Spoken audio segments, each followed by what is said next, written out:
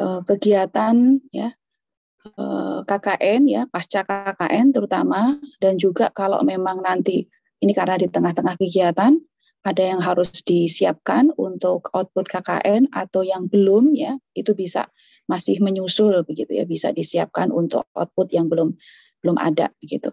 Baik, jadi kegiatan malam ini adalah sekaligus juga melakukan monitoring dan evaluasi. Barangkali nanti Bapak Ibu akan ada yang menyampaikan.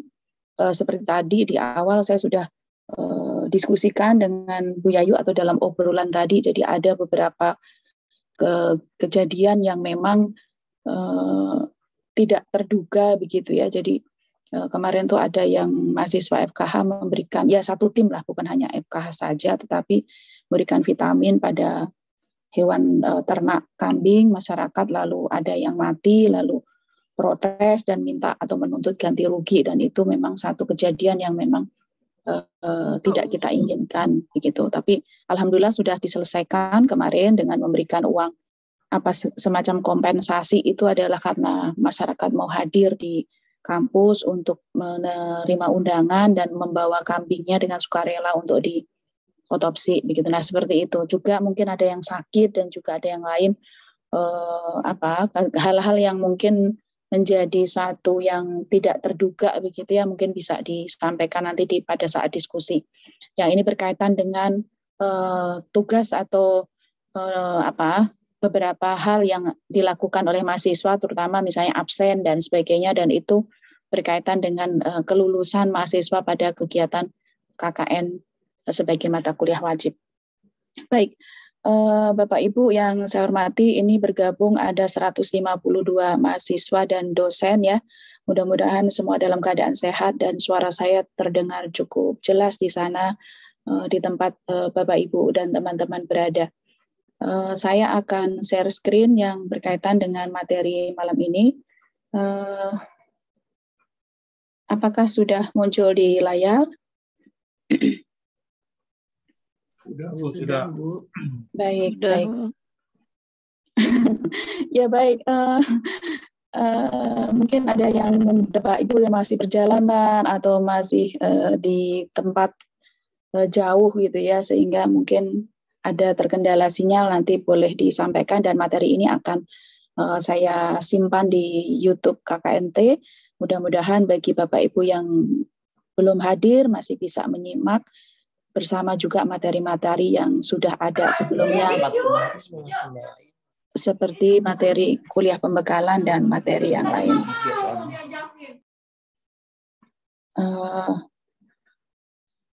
Ini adalah tema KKNT kita di 2022, masih tentang seputar pandemi ya, jadi masih sama atau mirip dengan materi di tahun 2020 dan 2021, yaitu optimalisasi pemanfaatan sumber daya wilayah dan pemberdayaan masyarakat melalui techno-sociopreneurship untuk mencapai tujuan pembangunan berkelanjutan pasca masa pandemi. Jadi tema ini nanti tentu akan mewadahi program-program yang harusnya sesuai dengan tema. Dan kalau memang dibungkus dengan tujuan pembangunan berkelanjutan, rasanya program apapun ya yang berkaitan dengan aspek-aspek SDGs itu akan masuk pada tema ini. Jadi nggak usah khawatir, teman-teman mahasiswa nanti bisa mencari salah satu dari 17 SDGs yang ada, lalu mungkin bisa lebih dari satu dalam program itu yang bersesuaian dengan tujuan pembangunan berkelanjutan. Lalu kemudian karena pembangunan berkelanjutan itu juga lokal spesifik atau berbasis sumber daya wilayah, maka kemudian akan muncul keragaman dalam program, meskipun program besarnya sama, tetapi keragaman di setiap wilayah dalam kaitannya dengan pelaksanaan kegiatan KKN ini pasti sangat beragam, karena memang sumber daya wilayahnya berbeda-beda. Oke, baik. Nah, ini ada periode 1 itu karena ada periode 2 nanti di bulan Desember sampai Januari ya, Desember 22 dan sampai Januari 23. Untuk yang periode sekarang memang secara timeline atau kalender akademik itu adalah 20 Juni sampai 31 Agustus. Nah, ini adalah 40 hari efektif artinya sudah terpotong dengan pemberangkatan dan kepulangan biasanya 2 hari begitu ya. Yang jauh perjalanannya ya, yang lebih dari 12 jam. Kalau misalnya mulai KKN-nya itu penerimaannya adalah tanggal 25 Juni, mungkin berakhirnya menyesuaikan. Jadi ditambah 5 hari lagi gitu setelah tanggal 31. Jadi nanti teman-teman mahasiswa Korkap ya boleh menyampaikan ke teman-teman yang lain berakhirnya tuh kapan begitu. Apakah kalau sudah lokakarya sudah boleh pulang ya, silahkan dihitung saja sampai 40 hari efektif. Nah, kalau lokakaryanya sudah dilakukan sebelum KKN berakhir, ya itu tidak apa-apa kan.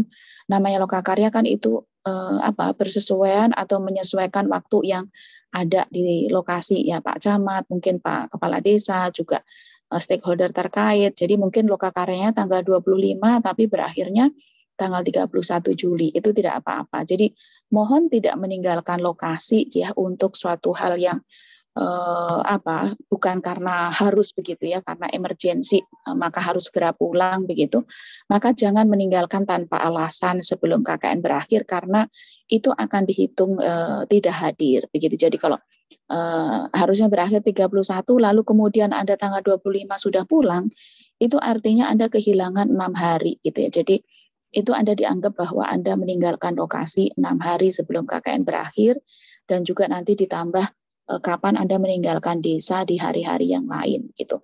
Ini tentu dalam keadaan normal ya teman-teman ya. Kalau misalnya dalam keadaan yang lain tidak normal, misalnya apakah Anda punya tugas yang lain mewakili IPB pakai surat tugas dari WR1 atau karena sakit, itu nanti akan diperhitungkan dalam penilaian. Jadi tenang saja, nanti akan dihitung dalam penilaian.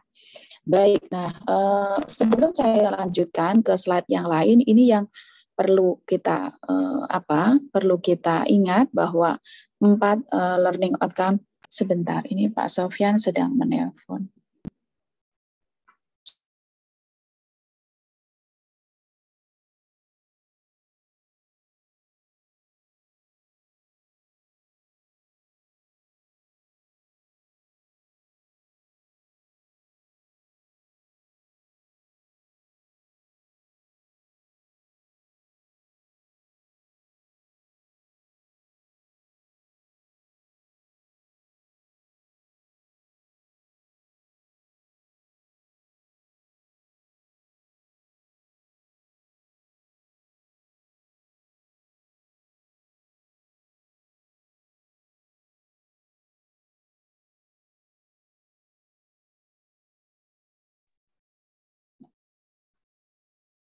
Baik, mohon maaf, barusan Pak Sofyan mengabarkan masih ada kegiatan dan mungkin beliau nanti akan bergabung di sela-sela kita diskusi. Sudah saya sampaikan dan beliau mempersilahkan. Ya. Baik, saya akan lanjutkan Bapak Ibu. Ini ya teman-teman mahasiswa, jadi setelah kegiatan berakhir, maka ini adalah tujuan pembelajaran KKN yang paling utama adalah punya rasa peduli dan empati terhadap apa permasalahan yang dihadapi di masyarakat. Nah, nanti dalam ujian ini ditanya, nanti ada rubrik penilaiannya. Nah, kenapa kok harus KKN dan live in atau tinggal di lokasi? Karena tujuan pertama ini yang nanti akan diperoleh gitu, diharapkan akan teman-teman punya begitu ya, akan mendapatkan kemampuan ini setelah KKN. Nah, Bapak Ibu DPL ya, Komite Korwil ya nanti bisa menanyakan ini pada saat ujian begitu ya. Pada saat supervisi juga bisa ditanyakan. Jadi apa yang sudah dilakukan di masyarakat, bagaimana penerimaan oleh masyarakat begitu ya. Lalu bekerja samanya itu dalam kegiatan kegiatan program seperti apa. Itu ada di learning outcome yang ada di 4 ini. Jadi yang utama adalah peduli dan empati, lalu yang kedua adalah teman-teman bisa membuat program ya, mulai dari mengidentifikasi, merencanakan bersama-sama dengan masyarakat, melaksanakan, dan nanti di Lokakarya 2 itu adalah programnya dievaluasi begitu. Dan ini nanti juga akan ditanyakan pada saat rubrik penilaian ya. Lalu kemudian kepedulian dan komitmen yang tinggi serta terampil berkomunikasi dan bekerja sama. Nah, ini bekerja sama juga dengan tim, dengan dosen pembimbing, dengan masyarakat di luar, nanti ada di rubriknya. Akan saya jelaskan berikutnya. Lalu kemudian yang keempat adalah menginisiasi dan mengembangkan jejaring kerjasama ya pemangku kepentingan untuk pemecahan masalah. Nah, ini sesuai dengan masalah yang ada di masyarakat. Baik. Nah, dari learning outcome ini maka kemudian di dalam kegiatan KKN kita punya satu SKS ini 16 ya, 16 minggu bukan 14 ya Mas Pandu ya. Karena yang 14 itu adalah kuliahnya, lalu ada ujian pembekalan itu kurang lebih 2 kali 50 menit minimal ya. Lalu kemudian di pelaksanaan kita punya 3 SKS yaitu 170 menit kali 16 kali 3 SK kali 3. Nah, itu kurang lebih adalah 40 hari di lapangan. Dengan asumsi bahwa teman-teman punya waktu efektif sekitar 3 sampai 4 jam per hari ya. Oke. Baik. Ini yang tadi saya sebut untuk pencapaian learning outcome ya. Ini dari peduli dan empati itu bisa pertama dilihat dari kehadiran. Jadi ini maaf tulisannya mungkin agak kecil ya. Tapi sebenarnya ini adalah untuk para dosen pembimbing lapangan dan juga teman-teman juga harus memahami kenapa kok nilai kehadirannya menjadi 2 misalnya. Jadi kalau kurang dari 80% dari hari kerja, nanti bisa dihitung 80% itu berapa hari ya. Berarti kan dia 0,8 kali 40.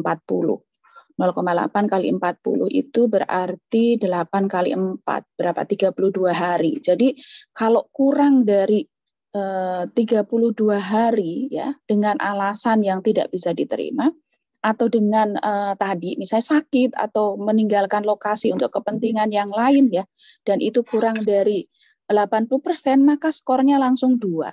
Nah, 2 itu kan ini kalau skor 1, 2, 3, 4 ya. Kalau skor 1 sampai 100, skor 2 itu nilainya 50. Jadi ketika teman-teman skornya 3 itu adalah 75 dan kalau 4 itu adalah 100. Jadi skor 1, 2, 3, 4 ini adalah untuk memudahkan memberikan penilaian bagi dosen pembimbing ya supaya nanti tidak usah ngotot-ngototan begitu. Jadi ketika kurang dari 80% itu langsung skornya 2, langsung 50 skornya ya. Jadi supaya untuk memberi penghargaan pada teman-teman yang memang ada di lokasi sungguh-sungguh ya melakukan kegiatan dan itu ada bedanya antara yang hadir dan yang tidak hadir. Gitu. Jadi kalau kurang dari 80% langsung 2, 80 sampai 90% itu 3 dan lebih dari 90% itu adalah 4. Oke. Lalu kemudian yang kedua, untuk peduli dan empati itu ukurannya adalah pertama, memahami permasalahan. Nah, ini nanti Bapak Ibu yang akan bisa menggali datanya dari setiap mahasiswa ya. Ada form penilaian memahami permasalahan, berarti bagaimana ya Bapak Ibu bertanya untuk memahami permasalahan. Saya yakin Bapak Ibu sudah biasa ya menguji mahasiswa, bagaimana mahasiswa itu paham nggak sih permasalahan yang ada di masyarakat. Ya mungkin ditanya apa yang dilihat, apa yang dirasakan, lalu kemudian apa yang diamati, lalu bagaimana dia menyikapi itu, begitu kan. Nah, lalu kemudian ditanya apakah bagaimana sikap orang-orang terhadap dia, menerima atau dia bermasalah enggak dengan tempat tinggal ya. Lalu kemudian apakah tumbuh sikap peduli dan empati. Nah, 1, 2, 3, 4 kriteria ini adalah nanti Bapak Ibu bisa ditanyakan pada saat supervisi dan kalau supervisinya sudah dilakukan berarti bisa dengan monitoring sampai masa akhir KKN dan lalu kemudian divalidasi lagi pada saat ujian akhir. Nah, lalu kemampuan berkomunikasi ini adalah apakah mahasiswa punya kemampuan berkomunikasi sama mahasiswa antara DPR ya dengan panitia juga, misalnya Mas Pandu atau Mbak Ida atau saya ya tim panitia, komite departemen, komite fakultas itu adalah panitia. Lalu mitra di masyarakat desa dan mitra yang ada di luar masyarakat desa. Jadi kalau memiliki kriteria 3 dan 4 itu adalah skornya langsung 4 begitu ya. Memiliki 3 kriteria itu skornya 3, kalau memenuhi kriteria 1, 2, 3, 4 itu skornya 4. Nah, jadi gitu ya teman-teman, jadi teman-teman nanti mau nilai berapa begitu, tinggal milih saja.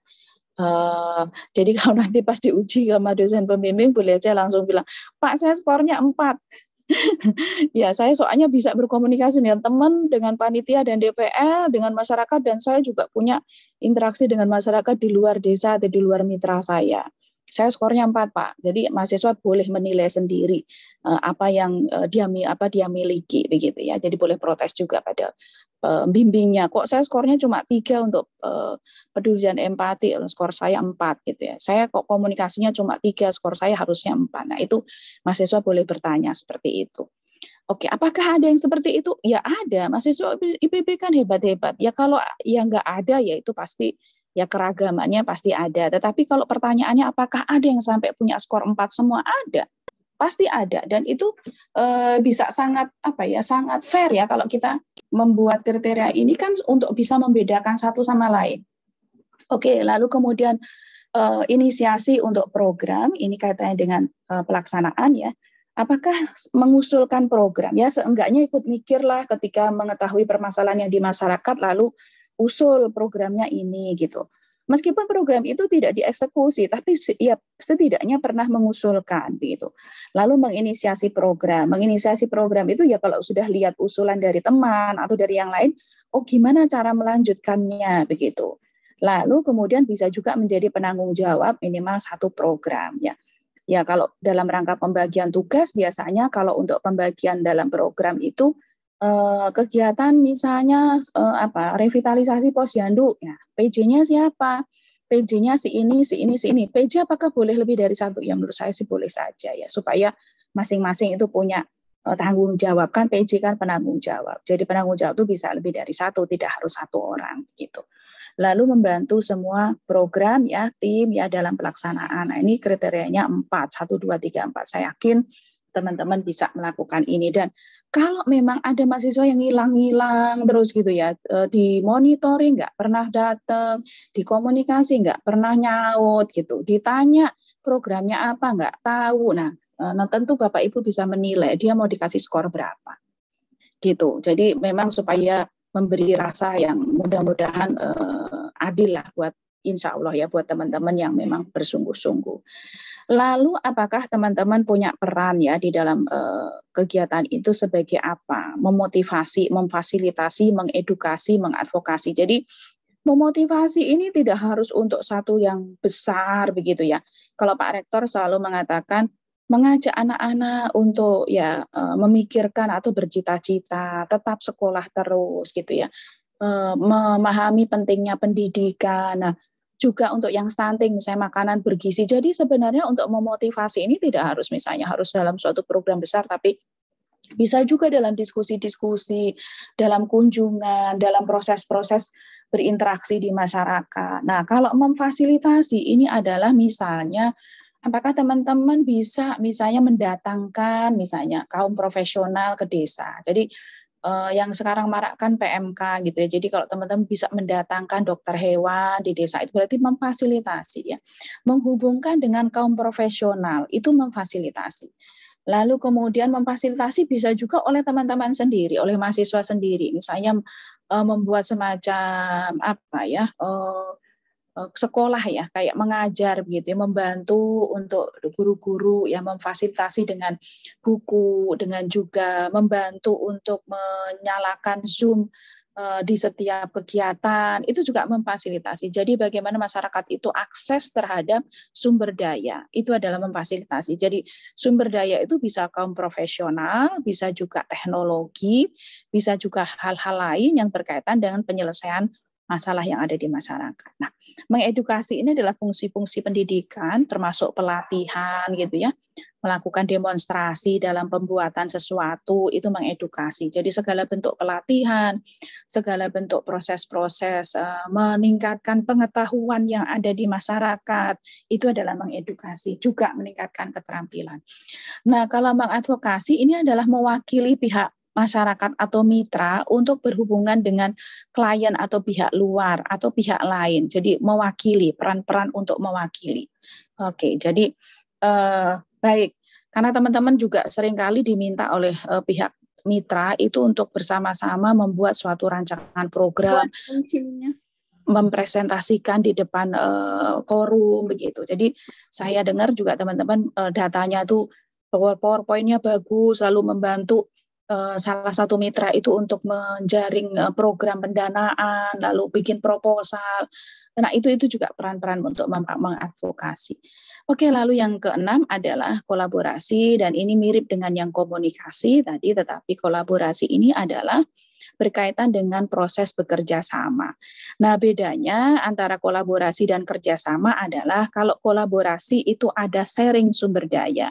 Jadi bekerja sama yang memungkinkan pihak-pihak yang bekerja sama itu mau sharing sumber daya, itu adalah berkolaborasi. Jadi misalnya teman-teman sesama mahasiswa itu berkolaborasi. Jadi yuk kita berkolaborasi, itu artinya selain kehadiran dan kegiatan yang bekerja sama, ada satu sharing sumber daya. Mungkin patungan atau saling ya ada fasilitas tempat, lalu ada yang membuat dana program, ada yang membantu konsumsi, ada yang lain dalam satu pelaksanaan kegiatan, itu namanya kolaborasi. Jadi itu adalah 6 hal yang dari 1, 2, 3, 4, 5, 6 tadi adalah berkaitan dengan penilaian pada saat supervisi dan pada saat ujian. Baik, nanti dalam diskusi boleh ditanyakan bila memang ada yang belum jelas. Baik, ini adalah timeline kita. Awal KKN kita mulai 20 Juni, tetapi masih ada yang sampai 25, bahkan mungkin ada yang mundur. Ya, itu tidak apa-apa, nanti dihitung saja waktu efektifnya. Baik, ini Lokakarya 1, Monef, ya, lalu kemudian Lokakarya 2. Ini mulai 25 Juli boleh, karena berakhirnya adalah 31. Tapi bukan berarti 25 Julinya selesai, bukan. Tetapi biasanya masih ada pamitan, masih ada beberapa program yang masih belum berakhir, yang rutin dilakukan, begitu. Nah, masa akhir KKN ini adalah, ini diberi tanda bintang, ini dihitung 40 hari sejak mulai KKN, ya, dan itu adalah menyesuaikan di setiap lokasi. Lalu ada konsultasi laporan. Nah, jangan lama-lama ya, mungkin sebelum waktu perkuliahan itu sudah ada draft laporan ya. Lalu ada ujian. Nah, ini direncanakan berlangsung selama kurang lebih berapa hari ini ya? Ini berarti sebulan ya, 13 Agustus sampai 13 September. Ini angkanya bagus sekali ya, 13. Oke, lalu kemudian nilai itu sudah boleh masuk setelah ujian, jadi 13 sampai 30 September. Ini ambisius nih. Biasanya sih susah masuknya nilai nih ya. Sampai November juga kadang-kadang masih ada yang belum masuk. Oke, lalu penyerahan laporan dan output KKN, ini adalah secara berkelompok itu tanggal 30 September, mudah-mudahan semuanya bisa berjalan dengan baik. Nah, untuk nilai itu dosen memberikan nilai tadi ya, 4321 tadi, lalu kemudian dikonversi menjadi angka mutu ya, angka itu menjadi antara 0 sampai 100, tetapi yang memberi nilai akhir itu panitia atau komite. Jadi komite yang akan menetapkan nilai akhir KKN, bukan oleh dosen pembimbing lapangan. Jadi kalau ada nilai-nilai yang bermasalah, biasanya nanti akan dirapatkan di akhir kegiatan.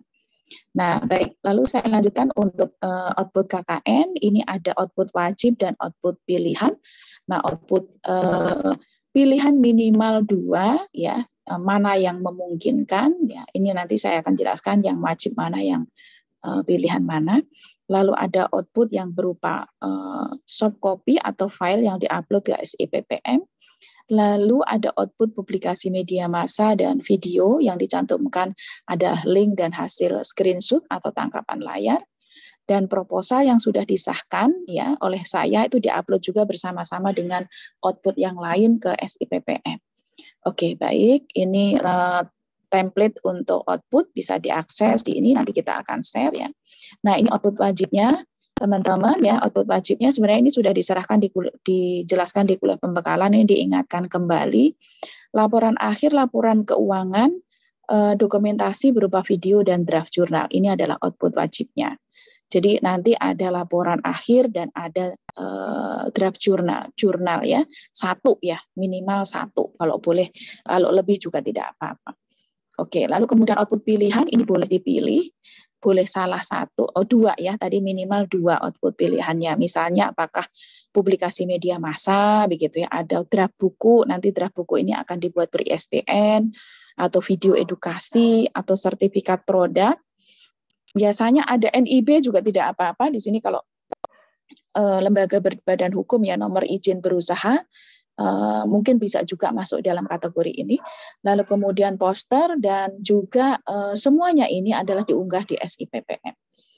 Oke, saya rasa itu. Nah, ini adalah contoh draft jurnal. Nanti boleh dilihat di Jurnal Pusat Inovasi maupun di Jurnal Agro Kreatif. Itu juga sudah ada hasil-hasil dari KKN, itu bisa dipublikasi di sana.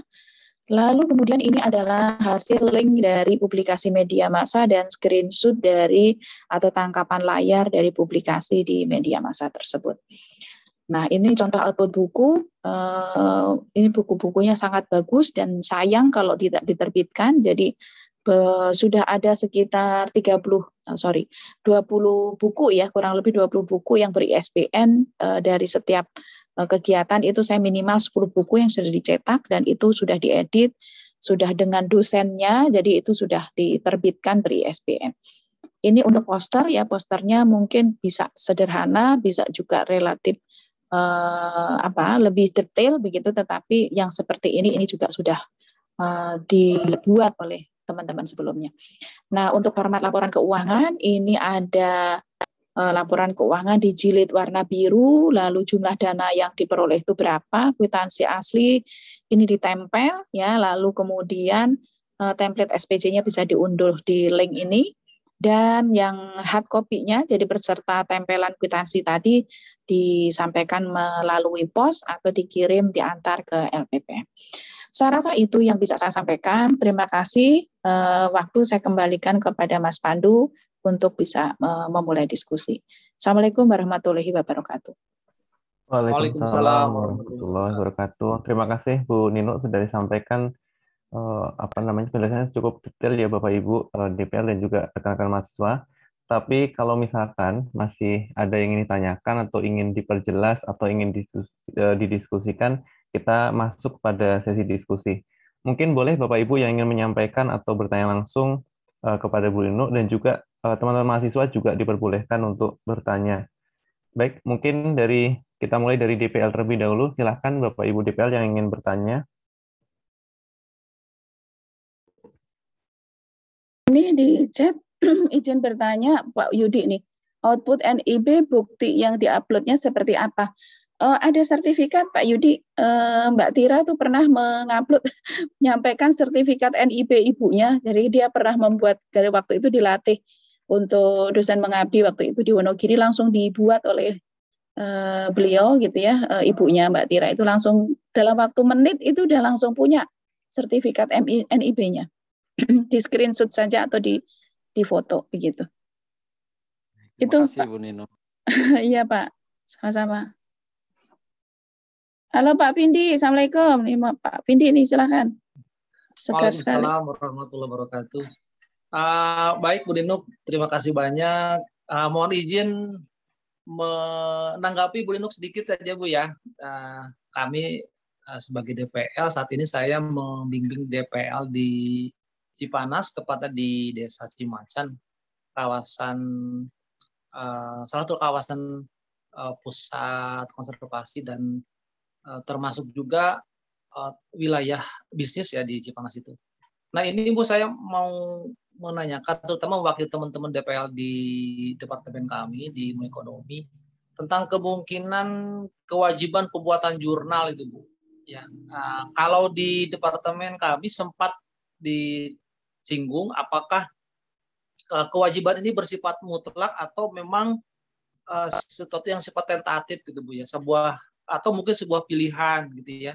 Karena kalau kami di departemen saat ini yang menjadi anggota DPL yang menjadi anggota mahasiswa di Cipanas itu di desa kami cuma satu orang Bu Junuk, satu orang mahasiswa. Jadi kalau misalkan satu orang mahasiswa ini membuat jurnal, tentunya alangkah lumayan cukup berat ya Bu ya kalau suatu kewajiban. Tapi mungkin kalau tentatif atau sebagai sebuah pilihan mungkin mereka akan lebih banyak mengalihkan ke pilihan tadi Bu, pilihan-pilihan yang akan dibuat ya, apakah misalkan membuat poster dan sebagainya. Demikian Bu Ninuk, terima kasih banyak. Wassalamualaikum warahmatullahi wabarakatuh. Waalaikumsalam. Oke, baik. Mas Pandu langsung ya. Ya, Bu, langsung aja, Bu. Halo, ini siapa? Oke. Pak Bindi, terima kasih atas pertanyaannya. Alhamdulillah ya, di periode Juni tahun lalu ya Mas Pandu ya, itu saya punya 400 draft jurnal Pak Bindi. Banyak sekali. Jadi mahasiswa ini bisa bikin, padahal itu pandemi, padahal waktu itu domisili ya. Dan satu kelompok itu, bimbingan saya itu Padang Kota waktu itu di 2020. Itu terbit, kalau teman-teman atau Bapak Ibu boleh search di Pusat Inovasi Masyarakat, Jurnal Pusat Inovasi Masyarakat, itu ada 3 jurnal saya yang terbit di 2020. Ya memang skornya 10 sih, tapi untuk sebuah latihan ya Bapak Ibu perlu BKD untuk penelitian itu lumayan. Jadi nanti akan difasilitasi untuk draft jurnalnya dibuat saja sebisanya, tidak apa-apa. Pokoknya ditulis dengan format tulisan ilmiah untuk pengabdian pada masyarakat. Jadi jurnal ilmiah itu ada 2, jurnal ilmiah untuk penelitian dan jurnal ilmiah untuk pengabdian. Sama-sama jurnal ilmiah, tetapi dari cara penulisannya dan juga aspek yang diberi tekanan itu berbeda. Kalau jurnal pengabdian tekanannya lebih banyak pada metode ya, bagaimana metode pemberdayaannya, bagaimana membuat masyarakat antusias begitu. Lalu respon masyarakatnya seperti apa? Lalu apa yang bisa dipelajari dari kegiatan itu gitu. Mungkin menemukan metode baru di dalam proses pemberdayaan. Jadi bukan sesuatu yang ilmiahnya itu adalah dalam mungkin seperti evaluatif ya, penelitian evaluatif di pendidikan ya, di dunia pendidikan atau di dalam perspektif pendidikan ya, karena kan kalau di pengabdian itu bisa dilihat dari perspektif proses belajar di masyarakat dan itu bisa ditulis sebagai sebuah proses evaluasi terhadap penyelenggaraan suatu kegiatan pemberdayaan. Nah, itu di metode lebih banyak tekanannya pada bagaimana melakukannya dan respon di masyarakat. Jadi teman-teman nggak usah khawatir misalnya jurnalnya harus seperti apa begitu ya. Menghijaukan BKD. Haha, Pak Sony nih. Ya Pak, jadi ditulis aja. Jadi biasanya bukan biasanya. Kami di LPPM membuat rancangan tiga kali ya, 3 kali workshop dan 3 kali diundang Bapak Ibu yang punya draft jurnal dari mahasiswa bimbingan itu dibantu untuk upload ya OJS ya, Ago Kreatif dan Jurnal Pusat Inovasi itu sudah OJS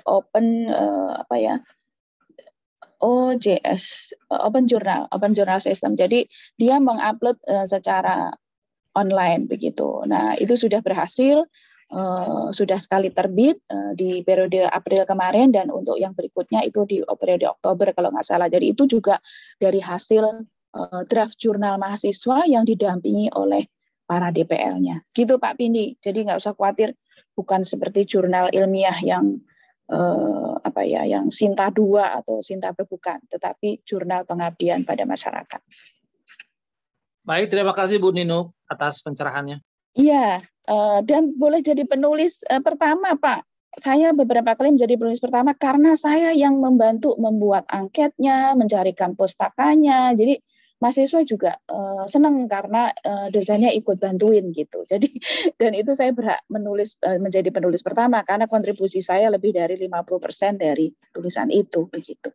Gitu Pak Pindi ya dan Bapak Ibu yang lain dan teman-teman mahasiswa. Jadi bikinlah draft jurnal. Oke. Baik. Pak Sony ada komentar?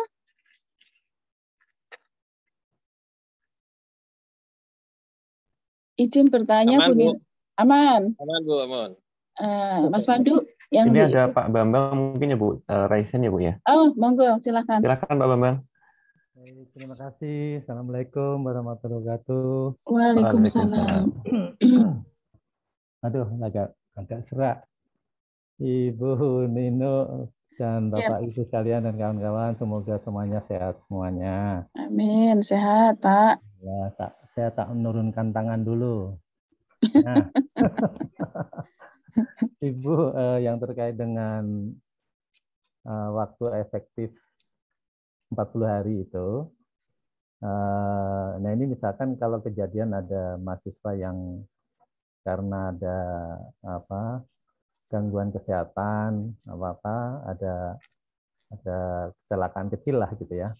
Lalu tahu-tahu pulang ke rumah, kebetulan rumahnya ini di wilayah Bogor dan orang Bogor, tahu-tahu pulang terus berobat. Nah ini kan memerlukan beberapa hari gitu. Nah ini kira-kira apakah harus diganti ya hari yang hilang gitu, seperti itu. Jadi ada beberapa contoh gitu ya. Terus ada yang mungkin kegiatan sosialisasi yang awal-awal barangkali belum dipahami sepenuhnya oleh mahasiswa. Kadang juga ada yang tahu nyelonong, ini ada kegiatan yang sudah dischedule di Jakarta atau ngilang sehari setengah hari. Nah ini kira-kira nanti ya sudah nanti dihitung aja berdasarkan berapa partisipasinya, berapa persen dikategorikan tadi nilai 1, 2, 3 atau 4 seperti itu. Mohon penjelasannya. Hatur nuhun Ibu. Iya. Iya, baik, langsung ya Mas Pandu ya. Iya, Bu, boleh, Bu. Ya, dihitung dulu saja Pak Bambang, dihitung dulu nanti hasil akhirnya seperti apa. Jadi mohon bantuan dari Bapak Ibu termasuk Pak Bambang tadi ya DPL, realnya saja seperti apa. Jadi kalau memang dihitung tuh kurang dari 80%, ya itu berarti kehilangannya itu sekitar 8 hari ya. Nah itu kan nilainya langsung 2 tuh skornya. Ya nggak apa-apa, nanti diberi penjelasan saja. Lalu ketika nanti ujian mungkin diklarifikasi lagi gitu ya.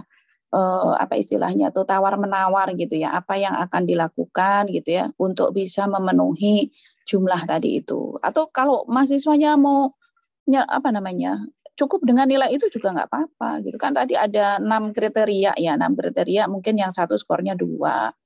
Tapi pas dia di masyarakat dia bagus banget gitu, jadi skornya 4 gitu kan.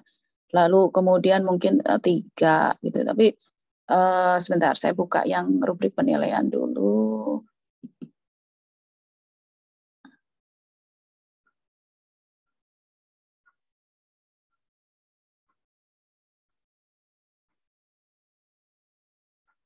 Ya, sebentar saya share screen. Ya, ini misalnya kan ada nama, lalu kan ada nama mahasiswa, ya. Nah, nomor 1 sampai 9 itu adalah nama mahasiswa. Nah, lalu kan ini ada skor dari misalnya nomor 1 ini mahasiswanya, misalnya Adi namanya. Nah, kehadirannya mungkin dia skornya 2 gitu ya. Lalu peduli dan empati ya di sela-sela waktu dia ada di sana, mungkin skornya 4, komunikasinya baik, inisiatifnya baik. Ya mungkin setelah dia rata-rata ada yang mungkin skornya kurang baik Pak, tapi ketika dia di masyarakat mungkin bersungguh-sungguh. Nah kalau kemudian di rata-rata dia masih dapat nilai mungkin 3, ya atau berapa yang lalu kemudian dikonversi ke 100 kan berarti ini rata-rata skor kali 25 nih 100/4 ya. Jadi kalau misalnya nanti rata skornya adalah 3 gitu ya kali 25 nilainya masih 75. Nah, 75 itu nilai supervisi. Lalu nanti ada nilai laporan. Ya, ini kan teman-teman saya terangkan sekalian ya. Nanti teman-teman waktu di supervisi itu dapat nilai seperti ini. Jadi ada skor 1 sampai 4. Lalu kemudian nanti ada nilai rataan, rata-rata skor tadi dikalikan 25. Ini nilai saat supervisi. Nah, lalu nanti maaf saya scroll ke bawah. Ada enggak ya ini yang rekapnya? Oh, rekapnya tidak ada. Nah, rekapnya nilai itu adalah nanti nilai teman-teman itu digabung dengan nilai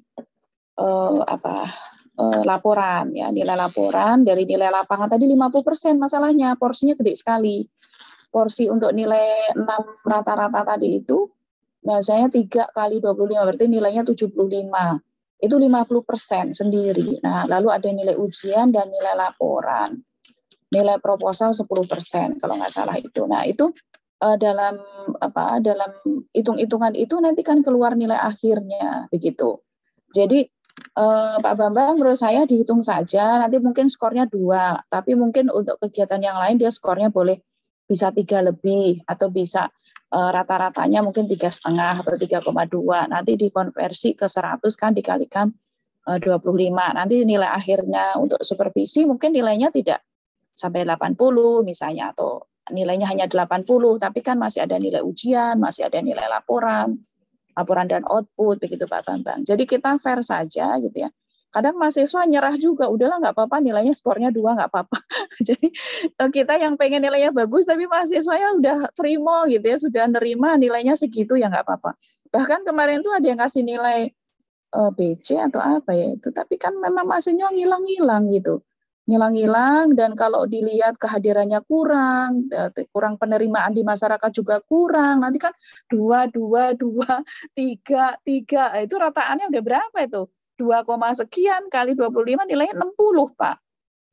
Gitu. Jadi mungkin nanti nilainya jadi bisa dihitung, Pak. Nggak apa-apa, nanti dari DPL disampaikan saja realnya seperti apa. Nah, kalau memang nanti mahasiswanya komplain ketika nilainya nggak bagus, ya mungkin maunya apa mahasiswanya, jadi mau dikasih tugas apa untuk output, jadi nanti nilainya mungkin untuk nilai output atau untuk nilai laporan ya, laporan dan output nilainya berapa ya, 30% kalau nggak salah. Baik Bu, itu ada di chat itu juga ada pertanyaan yang sesuai dari Bu Tita kalau nggak salah itu ya. Jadi kalau sakit dianggap absen gitu ya Bu ya. Jadi kemarin tuh di Bogor tuh ada yang sakit gara-gara kecelakaan yang boleh dibilang serius gitu ya akibatnya, sehingga beberapa hari ada yang harus istirahat karena dioperasi macam-macam gitu ya.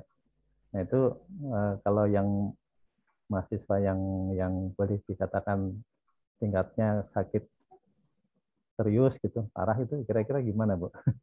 Apakah ada perlakuan khusus atau bagaimana kira-kira? Iya Pak, baik.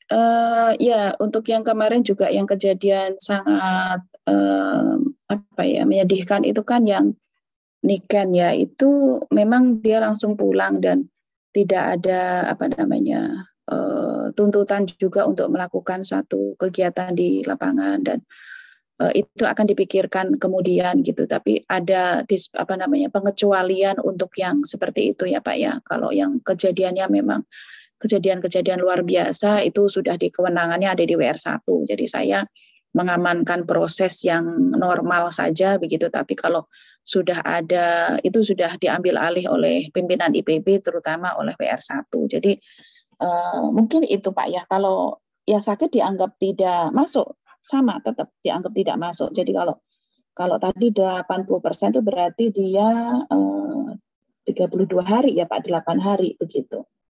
Gitu dari waktu yang ada gitu. Jadi kalau memang tidak dianggap tidak masuk begitu Pak. Baik, terima kasih Bu Nun. Ya, untuk mendapatkan nilai A berapa? 80. Ini yang siapa nih? Yoga dari GFM 35. Nilainya sama dengan standar nilai IPB. Nilainya 80. Di RPS, bentar saya lihat RPS-nya. Ya, Mas Pandu, saya kembalikan, silakan saya cari RPS dulu. Baik, terima kasih Bu Nino. Mungkin ada dari teman-teman mahasiswa ya yang ingin bertanya, boleh, mumpung ada Bu Nino, ya bisa bertanya langsung, terutama terkait mungkin Loka Karya 2 atau mungkin berkaitan dengan kasus-kasus tertentu, boleh ditanyakan langsung ke forum ini. Atau mungkin dari Bapak Ibu DPL yang ingin bertanya juga boleh dipersilakan, mumpung masih ada waktunya.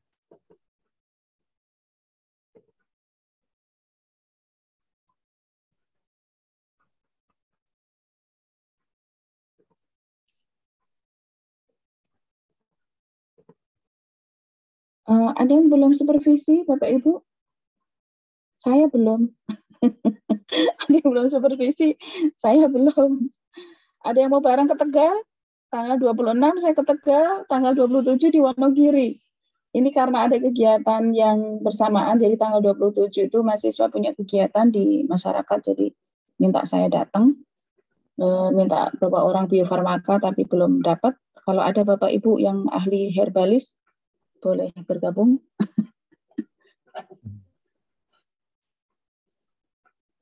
Lokakarya 2 paling akhir tanggal berapa? Tanggal berapa Mas Pandu paling akhir? Coba jawabnya yang ini, jawabnya cepat aja. Paling terakhir Lokakarya 2 kapan dilakukan? 31 Juli, Bu. Paling akhir untuk Lokakarya 2. Enggak lah. Sesaat sebelum pulang. Udah, itu aja. Pokoknya Lokakarya harus dilakukan sebelum keluar dari desa. Kapan dilakukannya? Ya, sebelum pulang. Kok misalnya tanggal 5 Agustus mau pulang terus belum Lokakarya, ya tanggal 5 Agustus itu Lokakaryanya, nggak apa-apa. Pokoknya sesaat sebelum pulang itu terakhirnya. Jadi nggak ada harus tanggal berapa, nggak ada. Jadi kalau misalnya Anda mulai tanggal 25 Juni, berarti kan mundur tuh pulangnya tanggal 4 Agustus atau tanggal berapa? Awal-awal Agustus ya, tanggal 4 atau tanggal 5. Nah, kapan Lokakarya terakhir boleh dilakukan? Sesaat sebelum Anda pulang. Udah, gitu kan? Bagaimana? Mutia? Ibu Mutia ya? Ibu, siap dipahami. Oh, ini Ibu Mutia dari Ilkom ya. Aduh, maaf nih, saya pikir mahasiswa, Ibu. Maaf. Oke, makasih Bu. Oke, baik. Terima kasih sudah bertanya. Saya bingung kalau nggak ada nanya. Udah pinter semua, atau udah ngerti semua, atau... Mungkin ada yang bertanya, Bu, ya? Ada 2 mahasiswa, Bu, ini yang bertanya. Raise hand. Mungkin boleh dimulai dari Indra Prawansyah ya. Silakan. Baik, Mas. Terima kasih. Assalamualaikum warahmatullahi wabarakatuh, Ibu. Saya Fran selaku Korkap dari Kabupaten Pelalawan Riau. Mungkin izin bertanya dan memastikan ya, Bu. Yang pertama terkait terhitung jadwal KKN itu apakah dari serah terima atau bisa dari sebelum serah terima, karena untuk serah terima dan Lokakarya 1 di Kabupaten Pelalawan sendiri dilaksanakan pada tanggal 23, namun mulai dari tanggal 20 itu kami sudah pengurusan administrasi, Bu. Jadi kayak pengurusan izin segala macam itu kami mulai di tanggal 20, dan di logbook sendiri kami masukkan di tanggal 20 dan berakhir di tanggal 40 harinya itu 29 Juli tepatnya, Ibu. Kemudian saya juga ingin menanyakan terkait logbook ya, Bu. Logbook itu kan di Sabtu Minggu itu apakah harus diisi atau boleh dikosongkan saja karena terhitung libur? Mungkin memastikan 2 hal tersebut. Terima kasih, Ibu. Baik, terima kasih Indra. Mungkin Bu, boleh langsung dijawab ya, Bu, ya? Ya, oke. Tadi itu awal dan akhir ya, awal akhir KKN. Ya, Bu. Kalau ngurus izin tuh belum mulai ya, KKN-nya itu. Mungkin kalau sudah dapat izin dan sudah diterima, meskipun belum resmi ya. Tapi Anda KKN domisili ya? Ya, benar, Ibu. Ya, oke. Ya sudah, tidak apa-apa. Mulai 20 juga nggak apa-apa. Karena kan sudah tinggal di situ ya. Ya, oke. Tapi kegiatannya 23 ya? Hitungan banget sih, Mas, 3 hari aja. Iya, karena domisili juga, jadi di tanggal 20 itu sebenarnya juga sudah melakukan survei sih, Bu. Survei kecil-kecilan gitu. Karena kan surat dari IPB juga menunggu waktu itu, Bu, di awal-awal. Ya, oke. Emang mau balik ke Bogornya kapan? Sebelum masuk sih, Bu. Mungkin tanggal 11 atau 12 Agustus. Ya, oke. Mungkin kakaknya sampai tanggal 10 Agustus juga nggak apa-apa. Kan balik ke Bogornya tanggal 11. Iya, menyesuaikan dengan pihak kelurahannya sih sebenarnya, Bu. Iya, nggak apa-apa. Nggak masalah. KKN domisili itu, saya pernah di Wonogiri itu 55 hari. Ya, karena mereka tinggal di situ. Jadi kegiatannya masih bisa dilakukan. Tapi kan harus diakhiri gitu ya. Jadi resmi pamitan itu kan menjadi tanggung jawab mitra itu adalah setelah Anda pamitan. Nah, ketika ada kegiatan lain setelah Anda pamitan, itu tentu sudah sudah di luar kegiatan KKN. Kan sebenarnya hanya itu. Jadi misalnya maaf amit-amit ya, ada kejadian misalnya setelah Anda pamitan lalu mungkin ada satu hal yang mungkin ya terjadi gitu ya. Itu di luar kegiatan KKN begitu ya. Jadi sebenarnya itu titiknya adalah untuk itu. Ya, apakah bisa dimengerti? Baik, terima kasih Bu. Mungkin yang terkait logbook Sabtu Minggu bagaimana ya Bu? Iya, itu dihitung efektif ya, dihitung hak. Kan kalau di masyarakat itu kan tidak ada hari kerja ini ya, semuanya dihitung. Baik, terima kasih atas arahannya Bu. Ya. Assalamualaikum warahmatullahi wabarakatuh.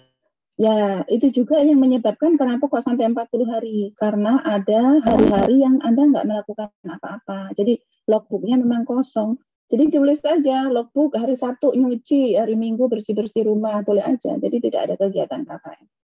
Gitu. Dan itu kan tidak dihitung sebagai waktu efektif. Maka kemudian kok di rata-rata curahan waktu Anda itu 3,5 sampai 4 jam per hari. Itu. Jadi kan kerja di masyarakat juga tidak bisa memaksa masyarakat ya kalau waktunya bersamaan dengan masyarakat bekerja kan mahasiswa juga nggak bisa maksa, maka kemudian ada satu hari yang Anda full, satu hari penuh, ada yang besok kosong, ya ada yang mungkin cuma di sejam, ada yang mungkin cuma 2 jam begitu, ya. Oke, ditulis saja Mas Sabtu Minggunya. Baik, kita lanjutkan ya Bu ya. Ada penanya berikutnya ini dari Uci Nur Fadila, silakan. Baik, terima kasih Mas Pandu. Selamat malam Bu Nino. Apakah suara saya terdengar dengan jelas ya Bu? Jelas. Ya Bu, saya izin bertanya Bu. Karena saya kan KKNT domisili ya Bu, dan untuk perizinan di tingkat kabupaten itu, kalau dari saya pribadi itu saya sudah mengajukan sebelum tanggal 20, jadi dimulai dari tanggal 16 Juni seperti itu Bu.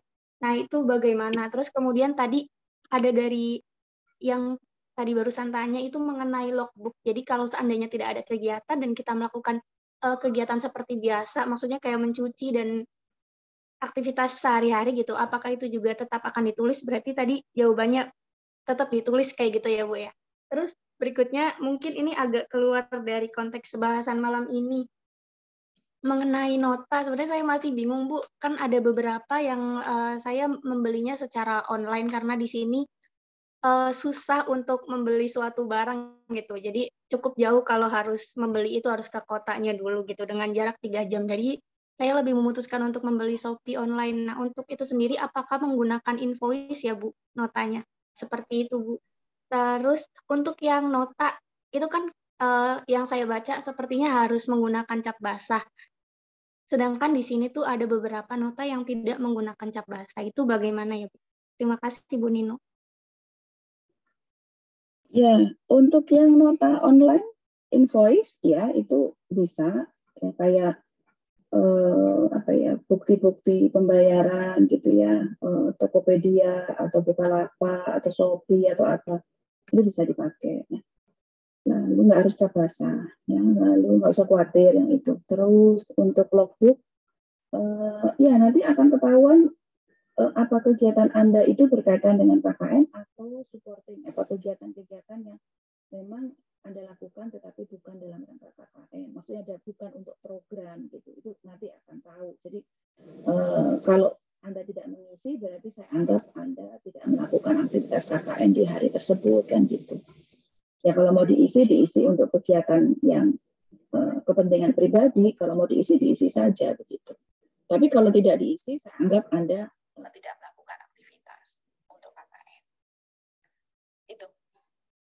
Ada lagi yang belum terjawab? Oh, itu untuk yang izinnya. Iya, Bu. Itu izinnya itu kapan dimulainya? Dari surat izin itu kegiatan KKN-nya dimulainya kapan? Kalau perizinan itu kan untuk Lampung Tengah itu sebenarnya saya sudah kontak Mas Pandu itu sebelum dari tanggal 20 ya Bu. Jadi suratnya sudah diberikan oleh Mas Pandu. Jadi saya mengurus ke Lampung Tengah terlebih dahulu, baru setelah itu dibarengi dengan mengurus di desa sebenarnya Bu. Kapan itu? Izin resminya kapan? Untuk di Lampung Tengah sendiri itu saya sudah menyerahkan suratnya sejak 16 Juni Bu. Hasilnya? Surat izinnya munculnya kapan? Nah, untuk surat izin itu, saya selalu follow up dari pihak Lampung Tengah, tapi sampai sekarang itu suratnya belum jadi, Bu. Jadi makanya setelah kegiatan, ini saya tidak tahu, Bu, sedangkan ini sudah mau di akhir, tapi masih belum jadi juga. Padahal sudah hampir setiap minggu saya follow up karena di keterangan suratnya memang kan 1 minggu setelah pengiriman surat itu surat harus sudah jadi. Tapi sampai sekarang belum ada balasan dari pihak Lampung Tengahnya seperti itu, Bu. Pembimbingnya siapa? Ada Ibu Indri, Bu. Lalu nomor hubung narah hubung yang di sana siapa? Narah hubung di sana itu kalau untuk perizinan di sini tuh pada saat awal pertama itu kan saya ke Kesbangpol. Dari Kesbangpol itu dioper ke pintu 1, Bu. Nah, di pintu 1 itu ada Mas Eko, pokoknya namanya. Di Mas Eko sih, Bu, saya perizinan. Saya juga selalu follow up beliau, tapi responnya masih sama. Katanya suratnya masih belum jadi sampai dengan hari ini. Ya, maksudnya itu kan bukti legal ya. Bukti legal bahwa Anda melakukan aktivitas di sana. Atau dari mitranya, surat dari mitranya dari desa ada? Dari desa sudah mengizinkan, Bu. Jadi yang belum itu dari kabupaten yang belum mengizinkan. Maksud belum surat secara legalnya gitu. Proposalnya udah dibuat tapi yang ada sudah, surat kesediaan bermitranya sudah ada? Sudah disampaikan, hanya suratnya saja yang belum jadi. Itu tidak tahu saya juga mau sampai kapan gitu dari pihak bukan. Yang dari mitra, surat kesediaan bermitranya sudah ada sejak kapan? Surat dari mitra, sebentar saya ambil lagi. Dari mitra itu sejak baru jadi di 30 Juni, Bu. Ini juga sebenarnya di desa juga cukup susah ya, Bu, harus bolak-balik perizinan gitu. Tapi sudah jadi, baru diserahkan di tanggal 30 Juni. Enggak, maksudnya Anda diterima mitra itu tanggal berapa? Kegiatan dengan mitra itu mulai tanggal berapa? Oke. Kalau untuk dimulai kegiatan itu, kami memulainya dari 24 Juni sih, Bu. Ya udah, mulai dari situ. 24 Juni dengan mitra. Udah, mulainya dari situ. Untuk urusan perizinan dan segala macam, ya semua juga melakukan. Saya melakukan perizinan sejak bulan April. Tapi kan saya nggak mulai kegiatan di bulan April, kan? Bukan begitu cara berhitungnya. Tapi kamu punya kegiatan bersama mitra dalam rangka KKN itu sejak tanggal berapa? 24 Juni. Ya, itu dijadikan sebagai awal kegiatan KKN. Nanti tolong dibuat itunya ya, dalam proposal, dituliskan kegiatannya dimulai kapan. Ya. Baik, Bu. Terima kasih, Bu. Ya, oke, baik. Ini yang raisan banyak amat. Lumayan nih, Bu. Makin malam sepertinya makin aktif. Oke, mungkin silahkan Arya Maulana. Ya, Assalamualaikum warahmatullahi wabarakatuh. Apakah suaranya terdengar? Ya, terdengar. Ya, perkenalkan, Bu, nama saya Arya. Saya ingin bertanya terkait output, Bu. Lebih ke output pilihan. Nah, salah satu di output pilihan itu ada buku ber-ISBN. Nah, itu sebenarnya juga alhamdulillahnya berkaitan dengan salah satu program kami juga, di program kami juga. Nah, tapi kan dijelaskan juga di timeline kalau penyerahan laporan output itu maksimal 30 September ya, Bu. 30 September. Nah, sedangkan untuk proses pembuatan buku sampai mengeluarkan, sampai ada ISBN itu kan kita nggak tahu, bisa lama ataupun ya mungkin juga cepat gitu kan. Nah, itu kalau kasusnya seperti itu, apakah misalkan ya buku ISBN-nya itu ISBN-nya keluar lewat dari waktu maksimal pengumpulan output, apakah masih bisa diterima atau bagaimana ya, Bu? Mungkin itu aja pertanyaan dari saya. Ya, oke. Ini saya tulis di chat ya. Draft buku saja. Ditulis dengan format yang bisa diedit, karena nanti akan diedit-edit ya. Termasuk mungkin ada pustaka yang ditambahkan, ada format yang harus dirubah. Jadi jangan Anda tuh ngotot gitu kalau dibilang, oh ini saya bikinnya pakai Canva. Oh, Ibu masuk aja ke Canva. Saya suka jadi dibodoh-bodohin gitu ya. Ini kok nggak bisa diedit, Mbak? Kok nggak bisa itu, ibunya editnya harus di Canva. Aduh, coba deh, saya ini mau saya serahkan aja ke siapa gitu. Tapi harus bisa diedit. Jadi buku itu kalau bisa memang yang mudah diedit. Misalnya apakah PPT? PPT di format buku A4 misalnya, atau A5 ya. A4 atau A5 Mas Pandu? A5 ya. Misalnya PPT kan bisa tuh diedit. Ya, diedit dengan format A5. Kan kalau saya itu pakainya itu nanti di save as pakai PDF itu lebih gampang gitu ya. Dan itu bisa jadi kalau dibuat jadi PowerPoint yang untuk bahan presentasi itu bisa juga begitu. Nah, itu yang umum saja Mas. Jadi dibuat ukurannya A4 atau B5. Enggak, A5 Pak, separuhnya A4. Separuh dari A4. Barangkali ya Bu ya. Enggak, bukan Bu. B5. Bukan B5. Bukan, A5. A5 itu separuhnya A4, Bu. Jadi A4 ditekuk jadi 2, itu jadi A5. Ya, itu. Baik, Bu. Ya, terima kasih. Jadi draft bukunya Mas Maulana yang meng-ISBN kan bukan Anda juga, kami di LPPM yang nanti akan mengurus ISBN-nya. Dan itu ada nama pembimbing. Nanti pembimbing turut campur atau harus ada tulisan di awal karena itu bisa diakui sebagai buku kalau ada tulisan dari pembimbing. Dan ada sitasi tulisan pembimbing itu tiga tulisan pembimbing yang disitasi dalam buku itu. Agak ribet tetapi bisa. Saya membuatnya dan kenapa kok saya mengatakan begitu? Karena saya sudah membuatnya. Saya sudah membuatnya bersama Pak Yudi dan tim itu membuat buku berkali-kali ber-ISBN ya. Oke, baik. Gimana Mas Maulana? Oke?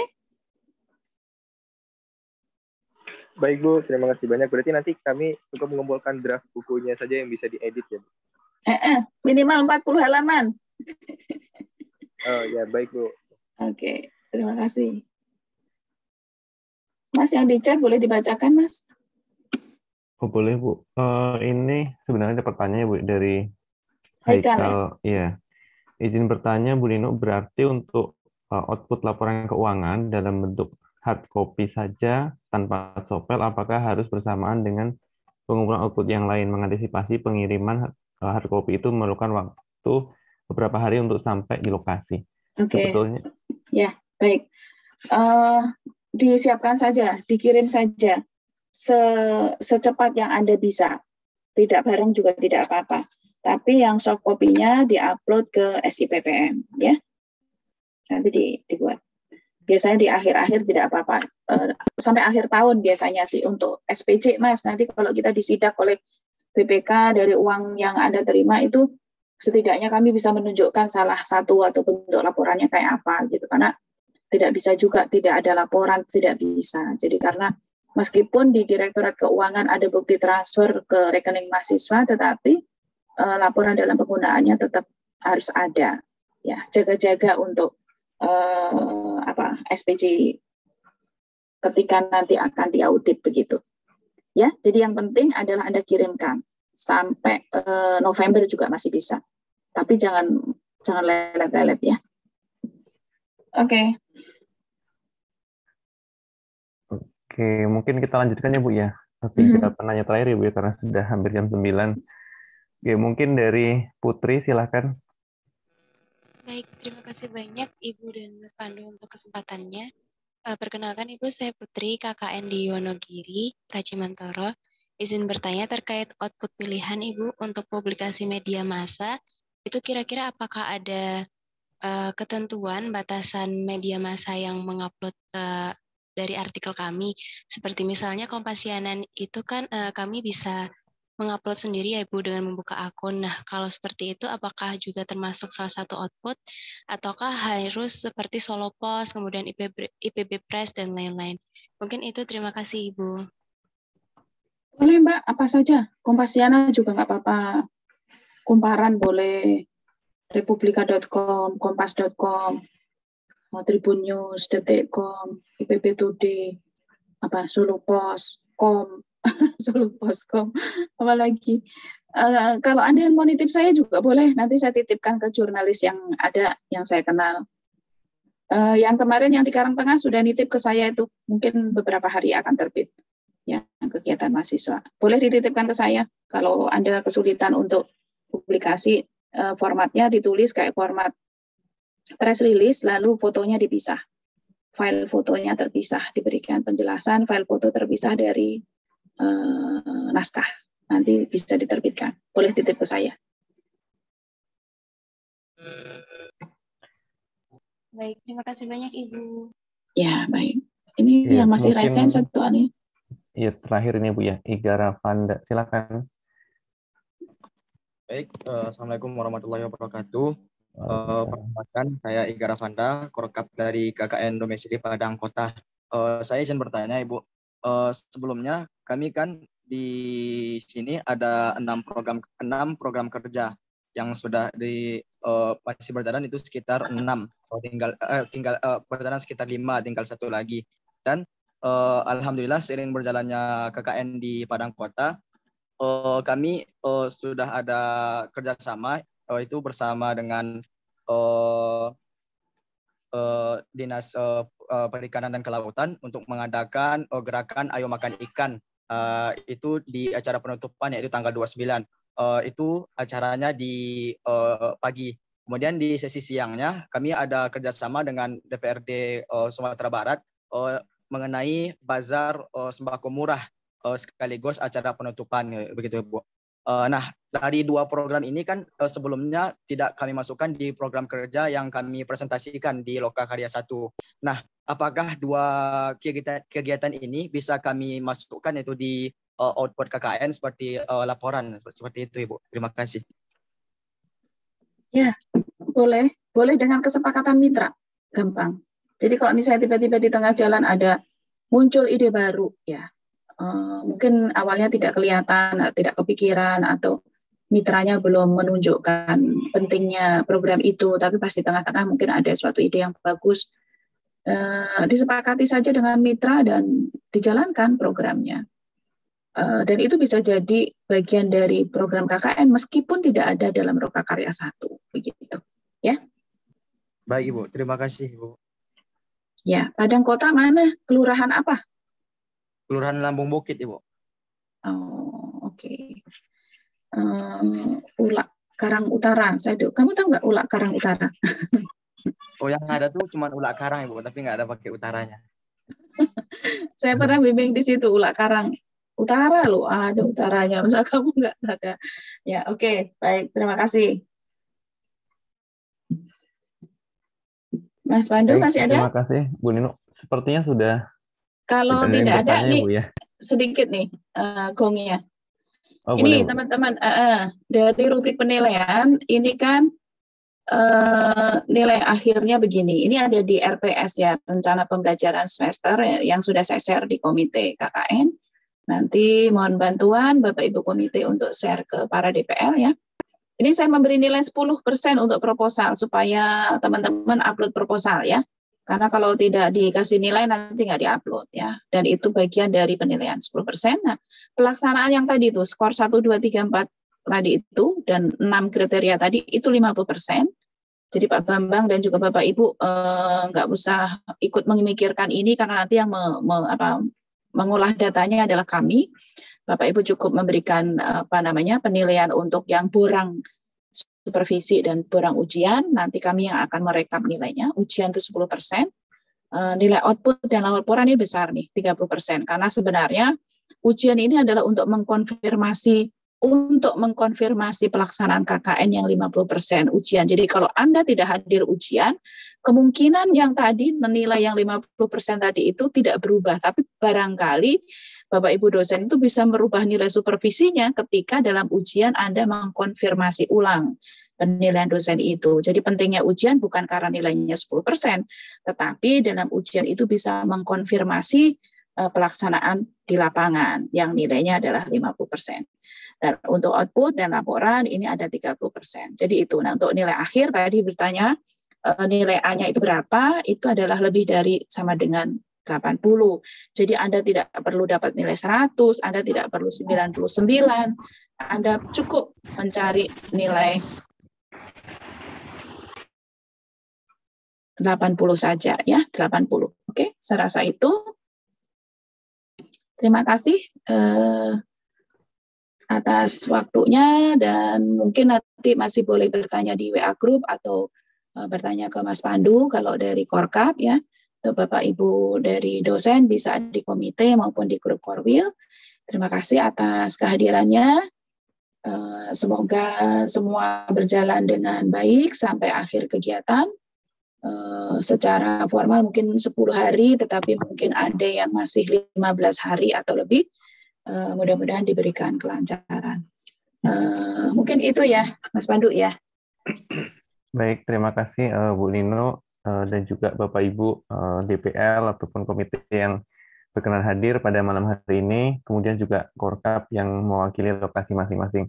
Alhamdulillah acara sosialisasi terkait dengan timeline dan juga output KKN sudah berjalan dengan baik.